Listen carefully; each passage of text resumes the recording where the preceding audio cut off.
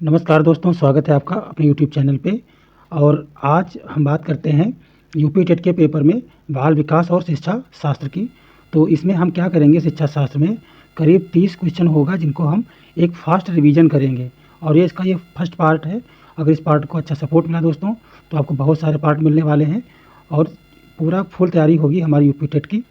ठीक है, तो मेरे चैनल को आप शेयर कीजिए, सब्सक्राइब कीजिए और सपोर्ट कीजिए। चलिए बढ़ते हैं क्वेश्चन नंबर 1 की तरफ। क्वेश्चन नंबर 1 है, निम्न में संवेग नहीं है। दोस्तों, निम्न में संवेग नहीं है तो इसका जवाब दीजिए आप। आपके ऑप्शंस हैं भय, भूख, क्रोध और पलायन। तो इसमें जो निम्न संयोग नहीं, तो जो संवेग है वो नहीं होता है पलायन में, क्योंकि व्यवहार में आपके भय भी आएगा, भूख भी महसूस होगी, क्रोध भी आएगा, लेकिन पलायन का कोई मतलब नहीं बनता है। पलायन आपके इमोशन से, आपकी सोच से आपके परे है, तो आपका राइट ऑप्शन हो जाएगा पलायन। इसमें संवेग नहीं है। बाकी जो 3 ऑप्शन है वो उसमें आपका रहेगा कि हाँ, ये संवेग होता है इसमें। और क्वेश्चन नंबर 2 है आपका, व्यक्ति का जितना भी सामाजिक विकास होता है उसका आधा 3 वर्ष की आयु तक हो जाता है। दोस्तों, इसमें व्यक्ति का जितना भी सामाजिक विकास होता है तो उसकी बात हो रही है कि सामाजिक विकास जो है होता है, तो जितना होता है उसका जो आधा वो 3 वर्षों तक हो जाता है। तो 3 वर्षों की बात हो रही है कि 3 वर्ष की आयु तक हो जाता है। तो इसमें होगा आपका एडलर का है ये कथन कि क्रो एंड क्रो का है, या गुड एंड एफ का है, या स्टेग स्ट्रेंग का है। तो इसमें आपका जो राइट ऑप्शन दोस्तों है वो हो जाएगा डी, स्ट्रेंग का है। ये ऑप्शन की जितना भी विकास होता है वो 3 वर्ष की आयु तक आधा हो जाता है। चलिए बढ़ते हैं क्वेश्चन नंबर 3 की तरफ। तो क्वेश्चन नंबर 3 आपका है, परिवर्तन की अवस्था किसको कहा गया है। परिवर्तन की अवस्था किस अवस्था को कहा गया है। तो परिवर्तन की जो अवस्था है वो कहा गया है आपकी बाल्यावस्था को, या शैशवावस्था को, या किशोरावस्था को, या प्रौढ़ावस्था को। तो राइट ऑप्शन आपका हो जाएगा दोस्तों सी। ये परिवर्तन की जो अवस्था है वो किशोरावस्था को बोला जाता है। तो आपका सी ऑप्शन राइट है। क्वेश्चन नंबर 4 है आपका, बाल्यावस्था में दोहराने की प्रवृत्ति। जो बाल्यावस्था में दोहराने की प्रवृत्ति होती है ये कथन किसका है। कौल व ब्रूस का है, क्रोआक्रो का है, स्क्रिप्ट का है, या कपुस्वामी का है। तो आपका जो राइट आंसर हो जाएगा दोस्तों वो हो जाएगा बी, क्रो एंड क्रो का। यह है कि बाल्यावस्था में दोहराने की प्रवृत्ति होती है, तो क्रो एंड क्रो का कथन है ये। चलिए बढ़ते हैं क्वेश्चन नंबर 5 की तरफ।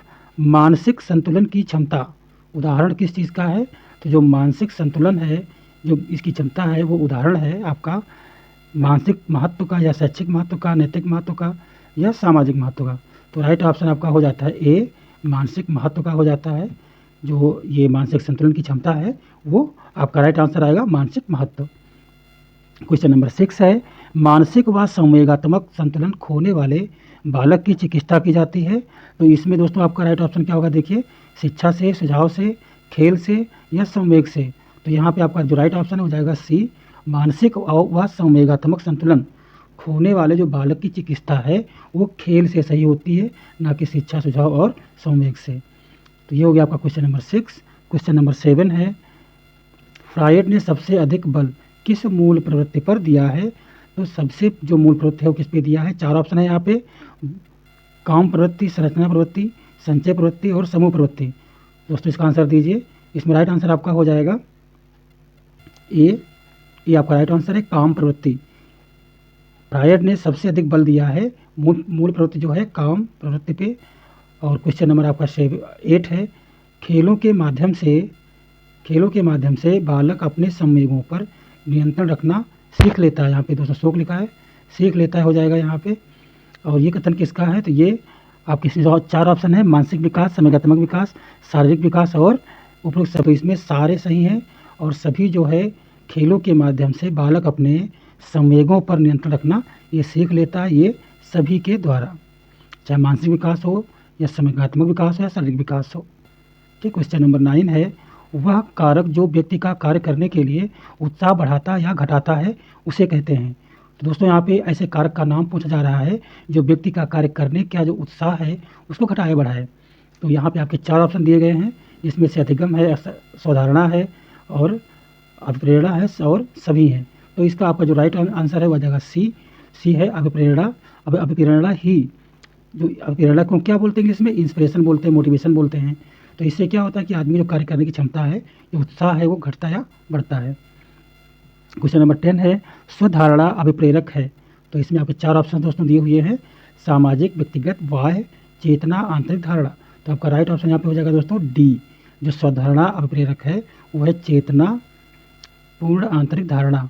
क्वेश्चन नंबर 11 हो जाएगा आपका, किसी इच्छा या आवश्यकता में बाधा पड़ने से उत्पन्न होने वाला संवेगात्मक तनाव कहलाता है। दोस्तों इसमें 4 ऑप्शन आपके हैं, भग्नाशा, संघर्ष, तनाव और ये सभी। तो सभी सही नहीं है, आपका जो ए ऑप्शन है वो सही है। तो इसमें क्या होगा, किसी इच्छा या आवश्यकता में बाधा पड़ने से उत्पन्न होने वाला संवेगात्मक तनाव भग्नाशा कहलाता है। और क्वेश्चन नंबर 12 है, वह वार्तालाप जो उद्देश्य पूर्ण है कहलाता है। ऐसा वार्तालाप जिसका कोई उद्देश्य होता है उसे हम क्या कहते हैं। तो यहाँ पे 4 ऑप्शन है, विचार विमर्श, वाद विवाद, साक्षात्कार, इनमें से कोई नहीं। तो ऑप्शन ए आपका सही हो जाता है यहाँ पे, विचार विमर्श।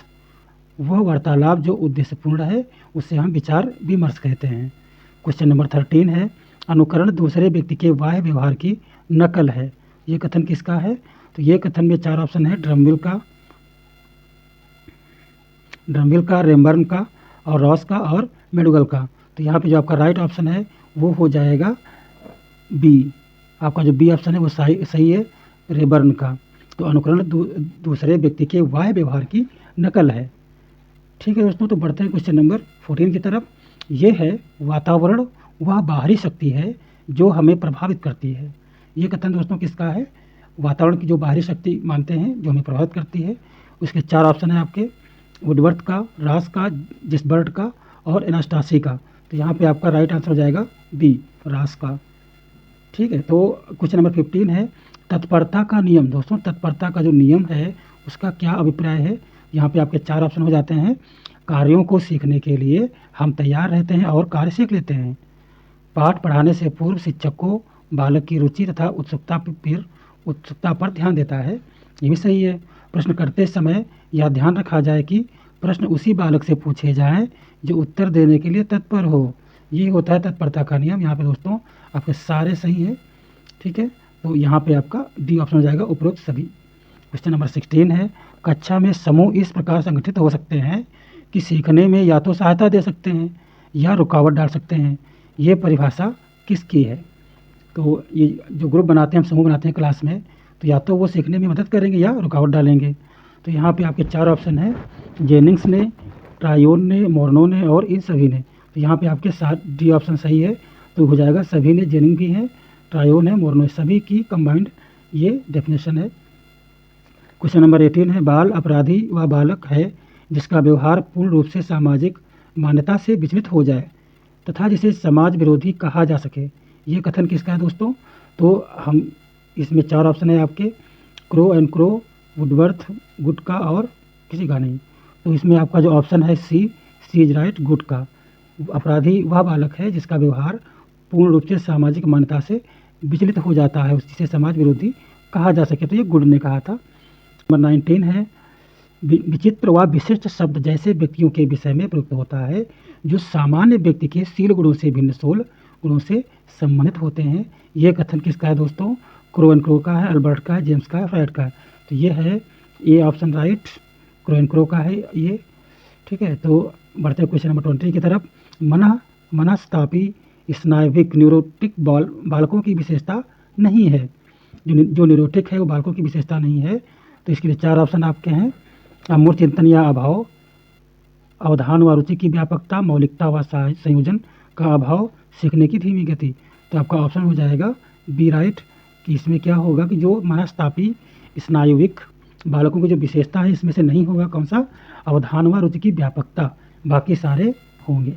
ठीक है, क्वेश्चन नंबर 21 है, मूल प्रवृत्ति प्रेरणा सिद्धांत के प्रवर्तक कौन थे। तो यहाँ पे आपके ऑप्शंस हैं, फ्रायड था, युंग, कर्ट लेविट, मैडुगल, स्किनर। तो यहाँ पे आपका जो राइट आंसर हो जाएगा सी, मूल प्रवृत्ति प्रेरणा सिद्धांत के जो प्रवर्तक हैं वो है मैडुगल।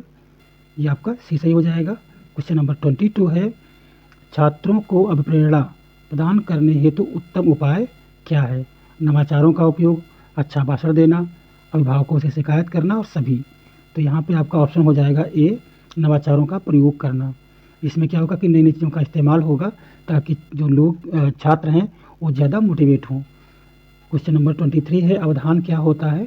तो यहाँ पे 4 ऑप्शन दिए गए हैं, भावात्मक, ये सभी, ज्ञानात्मक और क्रियाएं। तो ये इसमें बी ऑप्शन सही है, ये सभी। जो अवधान होता है भावात्मक भी होता है, ज्ञानात्मक और क्रियात्मक भी होता है। क्वेश्चन नंबर 24 है, मानसिक आय का प्रत्यय किसने दिया था? तो ये दोस्तों मानसिक आय का प्रत्यय दिया था विनय साइमन ने, स्टर ने, बट ने, सभी ने। ये ऑप्शन राइट हो जाएगा आपका, ये दिया था विनय साइमन ने। क्वेश्चन नंबर 25 है, कैली ने बुद्धि को कितने खंडों में विभाजित किया है? तो कैली ने बुद्धि को कितने खंडों में? 5, 4, 9, 10 कितने में किया है? तो सी आपका सही है, 9 खंड हैं बुद्धि के, कितने खंडों में उन्होंने किया है इसको विभाजित। तो C option is right answer. 26 है, कुंठा की दशा में बालक बन जाता है। तो कुंठा की दशा में बालक क्या बन जाता है? आक्रमणकारी, रोगी, एकांतवासी, सभी। दोस्तों कुंठा जब होती है तो ये सारी क्वालिटीज आती हैं। तो यहाँ पे राइट ऑप्शन आपका डी हो जाएगा कि कुंठा की दशा में जो बालक है वो आक्रमणकारी, रोगी, एकांतवासी, ये तीनों बन जाता है। क्वेश्चन नंबर 27 है, a survey of the education of gifted children पुस्तक के लेखक कौन है? दोस्तों यहाँ पे आपके 4 ऑप्शन दिए हुए हैं, हैविंग हर्स्ट, डॉक्टर के कौटिल्य, शेफील्ड, हैरीमैन। तो यहाँ पर आपका जो आंसर है वो हो जाएगा ए, हैविंग हर्स्ट इस पुस्तक के लेखक हैं। क्वेश्चन नंबर 28 है, चिंतन शक्ति का प्रयोग करने का अवसर देते हैं। तो ये दोस्तों क्या देते हैं? तर्क में देते हैं, या वाद विवाद में देते हैं, या समस्या समाधान में होते हैं, या सभी में देते हैं। तो यहाँ पे ये हो जाएगा सभी वाला, डी ऑप्शन राइट। चिंतन शक्ति का जो प्रयोग है वो अवसर देता है तर्क में जीतने का, वाद विवाद में, किसी भी समस्या को समाधान करने में। तो चिंतन करना बहुत जरूरी।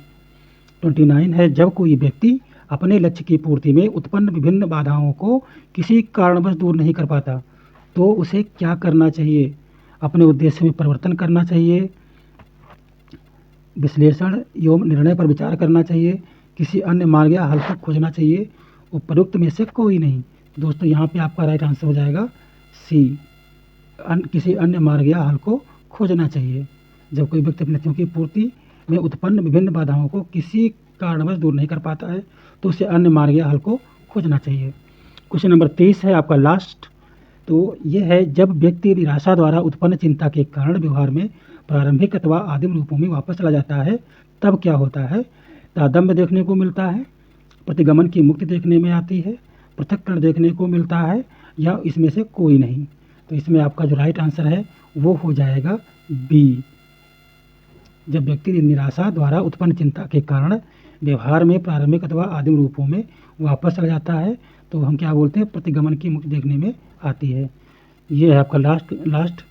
तो दोस्तों आपको जैसा वीडियो लगा, अच्छा लगा तो आप शेयर कीजिए, सब्सक्राइब कीजिए और सपोर्ट कीजिए। मिलते हैं अगले वीडियो में जो सीटेट के लिए होगा, जिसमें सामाजिक अध्ययन होगा 30 प्रश्नों के साथ में। तब तक के लिए नमस्कार, जय हिंद, वंदे मातरम।